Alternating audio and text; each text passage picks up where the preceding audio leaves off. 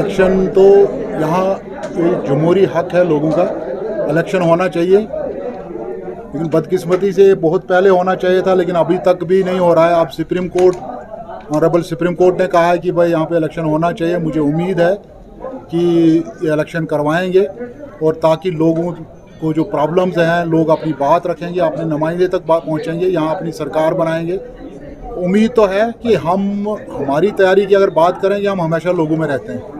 शायद आपने देखा होगा हमारी हर महीने यहाँ पे मीटिंग होती है, और अभी इस मीटिंग से पहले भी मैं 20 दिन इलाके में था, चाहे वो नील हो, चाहे वो घड़ी का इलाका हो, चाहे वो बानिहाल का इलाका हो, चाहे वो गूल के इलाके हो, डेडा हो, ताचन हो, इंद हो, तथा पानी वाली साइड हो, दाड़म हो। तो हमें नहीं लगता है कि हमें किसी चीज़ की तैयारी करने की ज़रूरत है। हम हमेशा लोगों में रहते हैं, सिर्फ हम इंतज़ार कर रहे हैं कि कब इलेक्शन आते हैं, हम इंशाल्लाह लोगों के पास जाएंगे।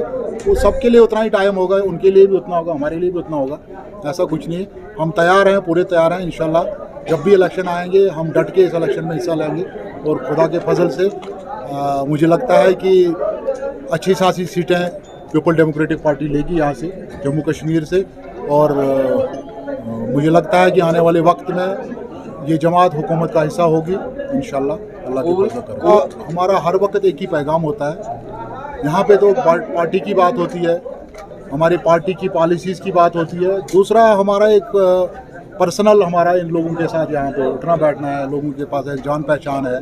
लेकिन मेरी एक ही गुजारिश रहती है लोगों से कि कम से कम उन नुमाइंदों को भेजा जाए, असम्बली में उनको भेजा जाए, DDCs उनको बनाया जाए, सरपंच उनको बनाया जाए जो आपके एतमाद को कम से कम बेचे ना, जो आपके भरोसे को कम से कम किसी के झोले में ना डालें।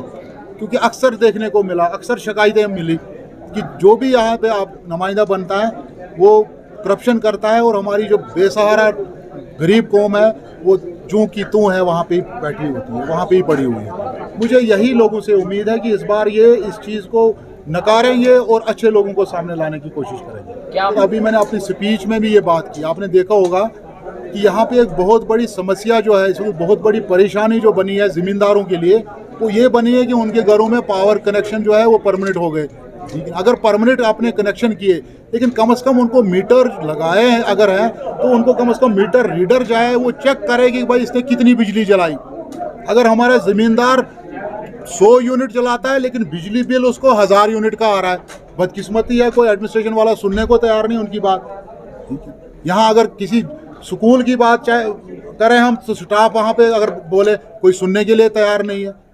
यहाँ अगर पानी की बात करें, अगर किसी जगह की पानी नहीं है तो किसको बताएगा, कोई सुनने के लिए तैयार नहीं है।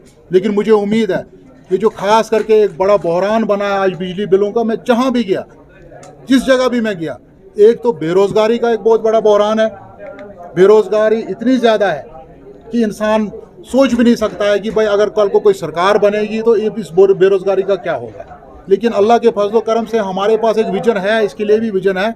लेकिन मैं अपने बेरोज़गार नौजवानों से भी एक मैसेज देता हूँ कि परेशान होके, मायूस होके किसी गलत सोसाइटी में न जाएं। अच्छे दिन इंशाल्लाह अल्लाह के फजल करम से बहुत बहुत बेहतरीन मुस्तकबिल है आप लोगों का। लेकिन आप उस लायक जब रहोगे, अगर आप नशे की हालत में लथपथ होंगे कहीं, तो ये मुस्तकबिल हमारा हम कहाँ ढूंढेंगे इसको। हम बोलेंगे हम आपको रोज़गार लगाएंगे, आपकी नौकरी लगाएंगे, आपको कहीं अच्छी जगह खड़ा करेंगे, जब आप खड़ा होने के लायक ही नहीं होंगे तो कहाँ क्या ढूंढेंगे हम।